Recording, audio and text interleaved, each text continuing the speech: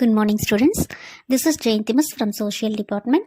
Today we are going to see about the History Unit 5, Social and Religious Reform Movements in the 19th century. In this, the influence of Western ideas and Christianity in creating a new awakening in the 19th century British India, contestation in the social and religious sphere, opposition to the practices like sati, slavery, untouchability, and child marriage, opposition to idolatry, rituals, and superstitious beliefs, contribution of Brahma Samaj, Arya Samaj, Ramakrishna Mission, Theosophical Society, and Aligarh movement to the regeneration of India, a role played by prominent personalities in bringing about this awakening amongst Parsis and Sikhs, social movement and of Jayanthi.V Paule, and reform movements in Kerala and Tamil Nadu. These are the learning objectives in this lesson. Okay. இன்றைக்கி நம்ம பார்க்க போகிற lesson ஹிஸ்ட்ரியில் unit 5ல் 19ஆம் நூற்றாண்டில் சமூக சமய சீர்திருத்த இயக்கங்கள் அந்த டாப்பிக்கில் தான் நம்ம இன்றைக்கி லெசன் பார்க்க போகிறோம்.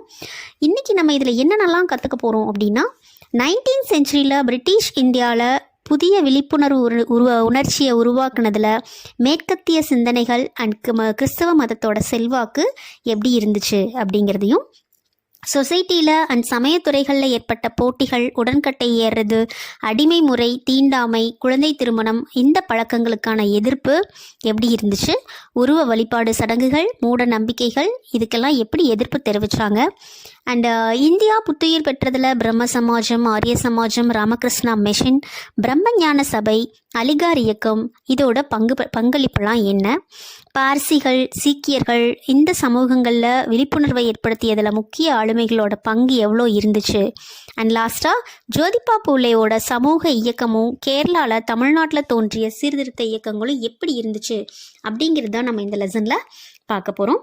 First, introduction. English education introduced with the object of producing clerks also produced a new English educated middle class. This class came under the influence of Western ideas and thoughts. Christianity also had its effect on the newly emerging middle class. Though small in number, the educated middle class began to take a lead in political as well as in reform movements. The Indian reformers were, however, quite hesitant to subject their old notions and habits to critical scrutiny. Instead, they attempted to harmonize both Indian and Western cultures. Their ideas and their actions helped to mitigate social evils such as sati, female infanticide, and child marriage, and various superstitious beliefs. அதாவது introduction அப்படின்னு நம்ம பார்த்தோம் அப்படின்னம்னா, எழுத்தர்களை உருவாக்குற நோக்கத்தில் அறிமுகம் செய்யப்பட்ட இந்த ஆங்கில கல்வி ஒரு புதிய ஆங்கில கல்வி பயின்ற நடுத்தர வர்க்கத்தை உருவாக்குச்சு. இந்த வர்க்கம் மேற்கத்திய கருத்துக்களோடையும் சிந்தனைகளோட தாக்கத்துக்கு உள்ளாச்சு. கல்வி அறிவு பெற்ற இந்த நடுத்தர வர்க்கம் எண்ணிக்கையில் கொஞ்சமாக இருந்தாலும் அரசியலிலும் சீர்திருத்த இயக்கங்கள்லையும் தலைமை வகிக்க தொடங்கினாங்க. இருந்தாலும் இந்திய சீர்திருத்தவாதிகள் தங்களுடைய பழைய கருத்துக்களையும் பழக்க வழக்கங்களையும் ஒரு விமர்சனபூர்வமான ஆய்வுக்கு உட்படுத்த ரொம்ப ஹெசிடேட் ஆனாங்க, அதாவது தயங்குனாங்க. அதுக்கு பதிலாக அவங்க இந்திய பண்பாட்டிற்கும் மேலை பண்பாட்டிற்கும் இடையில இணக்கத்தை ஏற்படுத்த ட்ரை பண்ணாங்க.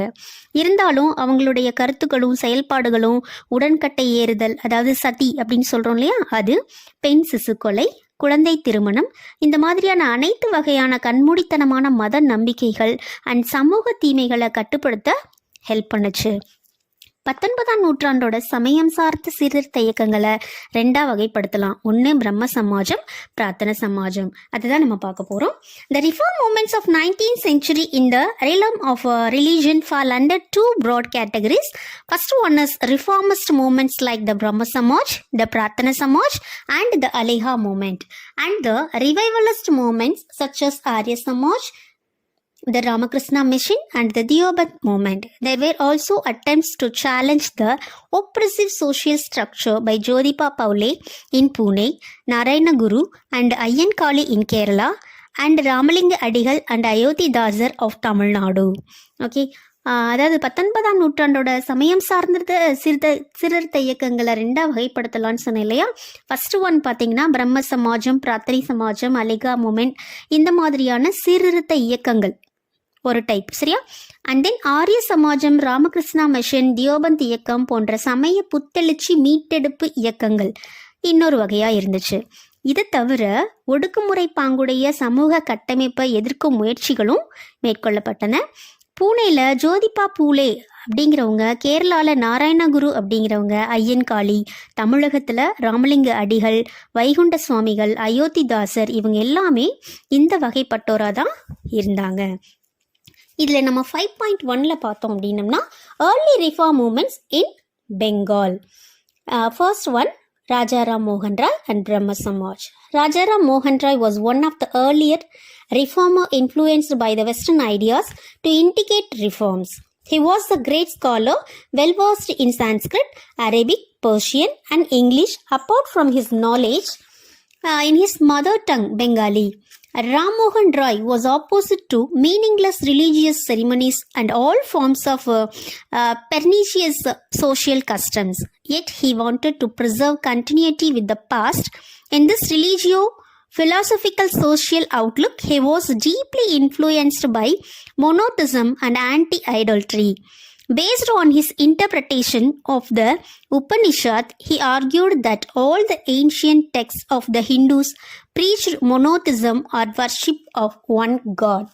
இன்னைக்கு 5.1ல நம்ம வங்காளத்தில் தொடக்க காலத்தில் இருந்த சீர்திருத்த இயக்கங்கள் பற்றி தான் நம்ம பார்க்க போகிறோம். ஃபர்ஸ்ட் ஒன், ராஜாராம் மோகன் ராய், பிரம்ம சமாஜம். ராஜாராம் மோகன் ராய் மேலை நாட்டு கருத்துக்களால் கவரப்பட்டு சீர்திருத்த பணிகளை முன்னெடுத்த தொடக்க கால சீர்திருத்தவாதிகளில் முக்கியமான ஒருவர், சரியா? பெரும் அறிஞரான இவர் தன்னோட தாய்மொழியான வங்காள மொழியில புலமை பெற்றதோட மட்டும் இல்லாமல் சமஸ்கிருதம், அரேபி, பாரசீகம், ஆங்கிலம் ஆகிய மொழிகள்லையும் ரொம்ப புலமை பெற்றிருந்தாரு. ராஜாராம் மோகன் ராய் பொருளற்ற சமய சடங்குகளையும் கேடுகளை விளைவிக்கக்கூடிய சமூக மரபுகளையும் எதிர்த்தாரு. இருந்த போதிலும் கடந்த காலத்துடனான தொடர்பை அவர் பாதுகாக்க விரும்பியிருக்காரு. தன்னுடைய சமய தத்துவ சமூக பார்வையில் அவர் ஒரு கடவுள் கோட்பாடு, உருவ வழிபாடு, எதிர்ப்பு போன்ற கருத்துக்களோட தாக்கத்தை கொண்டிருந்தார். உபநிடதங்களுக்கு தான் கொடுத்த விளக்கங்களோட அடிப்படையில் இந்துக்களின் மறைநூல்கள் அனைத்தும் ஒரு கடவுள் கோட்பாட்டை அல்லது ஒரு கடவுளை வணங்குவதை உபதேசிப்பதா சொன்னார். And deeply concerned with the prevailing customs of sati, child marriage and polygamy, he published tracts against them and petitioned the government to legislate against them. He advocated the rights of widows to remarry. He wanted polygamy to end. He appealed to reason and humanity and compassion of the life people. His campaign played a key role in forcing the Governor General William Penting's legislation abolishing sati in 1829. அதாவது சமூகத்தில் நிலவி வந்த உடன்கட்டை ஏறுறது, குழந்தை திருமணம், பலதார மனம் போன்ற மரபு சார்ந்த பழக்கங்கள் குறித்து பெரிதும் கவலை கொண்ட இவர் அதை எல்லாத்துக்கும் எதிராக சட்டங்கள் ஏற்றும்படி ஆங்கில அரசாங்கத்துக்கு விண்ணப்பிக்கிறார். விதவை பெண்கள், விடோஸ்னா விதவை பெண்கள், மறுமணம் செய்து கொள்ள உரிமை உடையவர்கள் அப்படிங்கிற கருத்தை முன்வைக்கிறாரு. பலதார மனத்திற்கு முற்றுப்புள்ளி வைக்கணும் அப்படிங்கிறதையும் கேட்குறாரு. அவருடைய கருத்துக்களை பழமைவாத கருத்துக்கள் அப்படின்னு சொல்லி இந்துக்கள் எதிர்க்கிறாங்க. மக்களை பகுத்தறிவோடும் பரிவோடும் மனித பண்போடு இருக்கும்படி வேண்டுகோள் கொடுக்கிறாரு. கல்கட்டால இடுகாடுகளுக்கு, அதாவது சுடுகாடுகளுக்கு சென்று விதவைகளோட உறவினர்களிடம் உடன்கட்டை ஏறுற வழக்கத்தை கைவிடும்படி வேண்டி கேட்டுக்கிறாரு. 1829ல தலைமை ஆளுநர் வில்லியம் பென்டிங் சதி என்னும் அந்த உடன்கட்டை ஏறும் பழக்கத்தை ஒழித்து சட்டம் இயற்றதுல இந்த ராஜாராம் மோகன் ராயோட பங்கு முக்கிய பங்கா இருந்துச்சு. Rajaram condemned the subjugation of women and opposed the prevailing ideas that women were inferior to men. He strongly advocated education for women. He gave his full support for the introduction of English language and Western science in schools and colleges. Rajaram மோகன் ராய் பார்த்தீங்கன்னா இந்த பெண் அடிமைத்தனத்துக்கு கண்டனம் தெரிவிக்கிறாரு. பெண்கள் கீழானவர்களாக நடத்தும் அந்த காலத்து நடைமுறையை எதிர்க்கிறாரு. பெண்களுக்கு கல்வி வழங்கணும் அப்படிங்கிற கருத்தை வலுவாக முன்வைக்கிறாரு. பள்ளிகள்லையும் கல்லூரிகள்லையும் ஆங்கில கல்வியும் மேலை நாட்டு அறிவியல் அறிவியல்லையும் அறிமுகம் செய்யப்படுவதை முழுமையாக ஆதரிக்கிறாரு.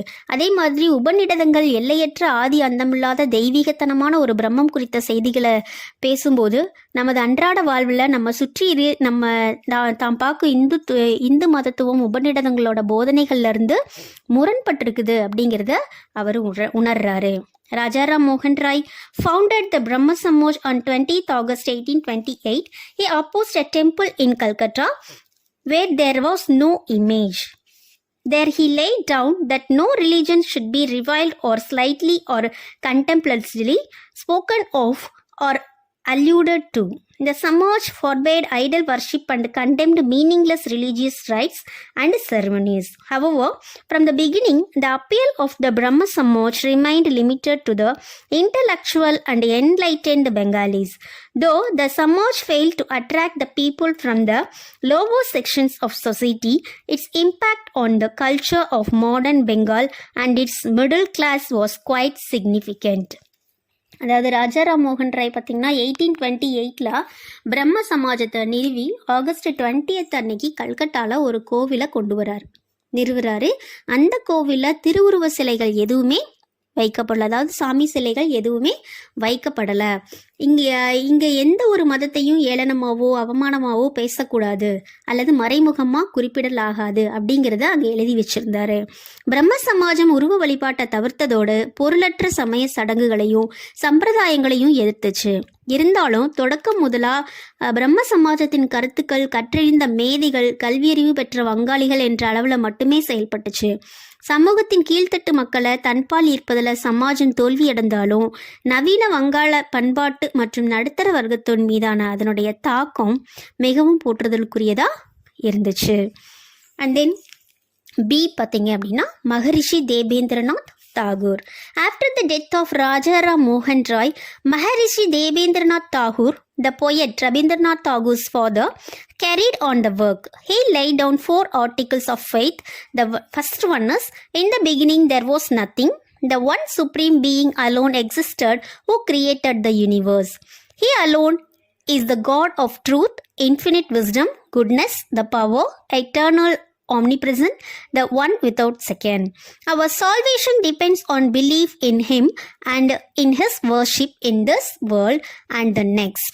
And last one is, belief consists in loving him and doing his will. Next B நம்ம பார்க்க போகிறது மகரிஷி தேபேந்திரநாத் தாகூர். ராஜாராம் மோகன் ராய் பார்த்திங்கன்னா 1833 இறந்துடுறாரு. அவருக்கு பின்னாடி அவரு விட்டு சென்ற அந்த வேலைகளை பார்த்திங்கன்னா கவிஞர் ரவீந்திரநாத் தாகூரோட தந்தையாரான தேவேந்திரநாத் தாகூர் தான் தொடங்குறாரு. அவர் நம்பிக்கை பற்றிய 4 கொள்கைகளை முன் வச்சிருக்காரு. அதில் ஃபர்ஸ்ட் கொள்கை என்ன அப்படின்னா, தொடக்கத்தில் எதுவுமே இல்லை, எல்லாம் வல்ல கடவுள் ஒருவர் மட்டும்தான் இருக்கிறாரு, அவரே இந்த உலகத்தை படைச்சாரு அப்படிங்கிறது. செகண்ட் பார்த்தோம்னா, அவர் ஒருவரே உண்மையின் எல்லையற்ற ஞானத்தின் நட்பண்பின் சக்தியின் கடவுளாவாரு, அவரே நிலையானவர், எங்கும் நிறைந்திருப்பாரு, அவருக்கு இணை யாரும் இல்லை அப்படிங்கிறதாவும். தேர்டு ஒன்று, நம்முடைய வீடு பேரு இந்த பிறவியிலையும் அடுத்த பிறவியிலையும் அவரை நம்புவர்களையும் அவரை வணங்குவதிலையும் சார்ந்திருக்கு அப்படிங்கிறத சொல்றார். சரியா? ஃபோர்த்து ஒன், அவரை நம்புவது அப்படிங்கிறது நேசிப்பதிலையும் அவர் விருப்பத்தை செயல்படுத்துவதிலையும் அடங்கி இருக்கு அப்படிங்கிறது தான் மகரிஷி தேவேந்திரநாத் தாகூர் சொல்லியிருக்காரு. அண்ட் தென் சி பார்த்தோம் அப்படின்னம்னா, Keshab Chandra Sen and Brahmo Samaj of India. Debendranath Tagore was a moderate reformer, but his youngest colleagues in the Sabha were for rapid changes. The greatest of these, Keshav Chandra Sen, joined the movement in 1857, but in 1866 a split occurred in the ranks of Keshav Chandra Sen Brahma Samaj. Keshav left the Samaj and founded the new organization. Debendranath organization thereafter came to be known as Adi Brahma Samaj. After Keshav had his 14-year-old daughter married to an Indian prince, in contraventions of Samaj condemnation of child marriage, the opponents of child marriage left the Brahma Samaj of India and started the Southern Samaj. சீல நம்ம பார்க்க போகிறது கேஷப் சந்திரா சென். கேஷப் சந்திரா சென் அப்படிங்கிறவும் அப்படிங்கிறவர் பார்த்தீங்க அப்படின்னா கேசப் சந்திரா சென்னும் இந்தியாவோட பிரம்ம சமாஜும். தேவேந்திரநாத்தோட மிதவாத சீர்திருத்தவாதியாக இருந்தார். ஆனால் சமாஜத்தில் அவரோட பணியாற்றிய இளைஞர்கள் பார்த்தீங்கன்னா விரைவான மாற்றங்களையே விரும்பினாங்க. அவங்களுக்குள்ள மிக முக்கியமான கேசப் சந்திரா சென் 1857 சபையில் இணைகிறாரு. கிறிஸ்தவ மதத்தால் பெருமளவில் கவரப்பட்ட இவர் கிறிஸ்தவ மதத்தின் சாரத்தை நம்பினார். 1886 பிரம்ம சமாஜத்தின் உறுப்பினர்களிடையே பிளவு ஏற்பட்டதால் கேசப் சந்திரா சென் சமாஜத்திலிருந்து விலகி புதிய அமைப்பொன்னை உருவாக்குறார். அதற்கு பின்னாடி தேவேந்திரநாத் தாகூரோட அமைப்பு ஆதி பிரம்ம சமாஜம் அப்படின்னு அழைக்கப்பட்டுச்சு. குழந்தை திருமணத்தை சமாஜம் கண்டனம் செய்திருந்த போதும் அதற்கு மாறா கேசப் சந்திரா சென் தன்னோட 14 வயது மகளை இந்திய இளவரசன் ஒருவருக்கு திருமணம் செஞ்சு கொடுத்த போது குழந்தை திருமணத்தை எதிர்த்தோர் இந்தியாவோட பிரம்ம சமாஜத்திலிருந்து விலகி சாதாரண சமாஜ் அப்படிங்கிற அமைப்பை நிறுவனாங்க. இவ்வமைப்பு கிறிஸ்தவ எதிர்ப்பு மனப்பாங்கினை வளர்த்துச்சு. நெக்ஸ்ட் நம்ம டீல பார்க்க போறது ஈஸ்வர் சந்திர Vidyasagar. Another outstanding reformer in Bengal was Ishwar Chandra Vidyasagar. While Ram Mohan Roy and others looked to Western rationalist ideas to reform socialist society, Vidyasagar argued that the Hindu scriptures were progressive. He provided evidence from scriptures that there was no sanction for burning of widows or for the prohibition on the remarriage of widows. He wrote a number of polemical tracts and was the pioneer of modern Bengali prose. He played a leading role in promoting education of girls and helped them to setting up a number of schools. He dedicated his whole life for the betterment of the child widows of the Hindu society. The movement led by Vidyasagar resulted in the Widows Remarriage Reformation Act of 1856. This act was intended to improve a lot of child widows and save them from a perpetual widowhood. நம்ம டீல என்ன பார்க்க போகிறோம் அப்படின்னா ஈஸ்வர் சந்திர வித்யாசாகர் பற்றி தான் பார்க்க போகிறோம். வங்காளத்தை சேர்ந்த இன்னொரு முக்கியமான சீர்திருத்தவாதி அப்படின்னா ஈஸ்வர் சந்திர வித்யாசாகரை சொல்லலாம்.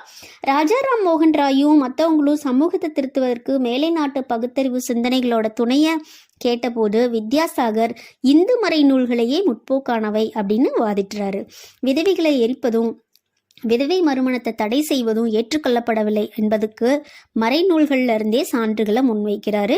அவர் தன்னோட கருத்துக்களுக்கு ஆதரவான வாதங்களை கொண்ட சிறு நூல்களை வெளியிடுறாரு. அவர் நவீன வங்காள உரைநடையின் முன்னோடியா திகழ்ந்தாரு. பெண் கல்வியை மேம்படுத்துவதில் முக்கிய பங்காற்றிய இவர் பெண்களுக்கான பள்ளிகள் நிறுவப்படுறதுக்காக உதவிகள் நிறைய செஞ்சிருக்காரு. இந்த சமூகத்துல குழந்தை பருவத்திலேயே விதவைகளான சிறுமிகளின் வாழ்வை மேம்படுத்துறதுக்காகவே தன்னோட முழு வாழ்க்கையும் அர்ப்பணிக்கிறாரு. பண்டித ஈஸ்வர சந்திர வித்யாசாகர் தலைமையேற்ற இயக்கத்தின் விளைவா 1856 மறுமண சீர்திருத்த சட்டம், அதாவது விதவைகள் மறுமண சட்டம் இயற்றப்பட்டுச்சு. இந்த சட்டம் குழந்தை விதவைகளின் நிலையை மேம்படுத்துவதையும் நிரந்தரமா விதவையா இருக்க வேண்டிய ஆபத்திலிருந்து அவங்கள காப்பாற்றுவதையும் நோக்கமா கொண்டிருந்துச்சு. அண்ட் தென் 5.1 நம்ம லாஸ்டா பார்க்க போறது Prarthana Samaj. The Maharashtra region was another region where reform activities gained steam. A movement similar to the Brahma Samaj but founded in Bombay in 1867 was Prarthana Samaj. Its founder was Dr. Atmaram Pandurang. The two distinguished members of the Samaj were R.C. Bandarkar and Justice Mahadev Govinda Ranade. They devoted themselves to activities such as intercaste dining, intercaste marriage, widow remarriage, and improvement of women and depressed classes.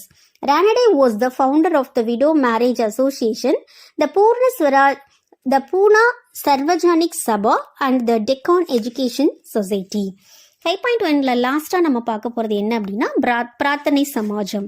Maharashtra பகுதியானது சீர்திருத்த நடவடிக்கைகளுக்கு ஆதரவு கிடைக்கப்பெற்ற மற்றொரு பகுதியாக இருந்துச்சு. பிரம்ம சமாஜத்துக்கு இணையாக பாம்பேல 1867 நிறுவப்பட்ட அமைப்பே பிரார்த்தனை சமாஜம். இதனை நிறுவியர் பார்த்தீங்கன்னா ஆத்மராம் பாண்டுரங். இந்த சமாஜத்தோட 2 மேன்மை மிக்க உறுப்பினர்கள் R.C. பண்டர்கர், நீதிபதி மகாதேவ் கோவிந்த ரானடே ஆகிய 2 பேரும் தான். இந்த இருவரும் ஜாதி மறுப்பு, சமபந்தி, சாதி மறுப்பு, திருமணம், விதவை மறுமணம், பெண்கள் மற்றும் ஒடுக்கப்பட்ட மக்களின் முன்னேற்றம் போன்ற நடவடிக்கைகளுக்காக தங்களை அர்ப்பணிச்சு கொண்டவங்களா இருந்தாங்க. மகாதேவ் கோவிந்த ரானடே விதவை மறுமண சட்டம், புனே சர்வஜனிக் சபா, தக்கான கல்விக் கழகம் இந்த அமைப்புகளை நிறுவனார். மேற்குறிப்பிடப்பட்டுள்ள சீர்திருத்தவாதிகள் எல்லாமே மேல் ஜாதியினருக்கிடையே பணியாற்றிய அதே வேளையில் ஜோதிபா பூலே ஒடுக்கப்பட்ட மக்களின் அதாவது பெண்களின் மேம்பாட்டிற்காக பணியாற்றிருக்காரு. இவருடைய புத்தகமான குலாம்கிரி, அதனுடைய மீனிங் பார்த்தீங்கன்னா அடிமைத்தனம் அப்படிங்கிற ஒரு நூல் ஒரு முக்கியமான நூலாக இருக்குது. அந்த நூல் ஜாதிய ஏற்றத்தாழ்வுகளை கண்டனம் செய்தது. சரியா, இன்னைக்கு நம்ம யூனிட் 5ல் 5.1 கம்ப்ளீட் பண்ணியிருக்கோம். ரிமைனிங் அடுத்த வீடியோவில் பார்க்கலாம். Thank you students.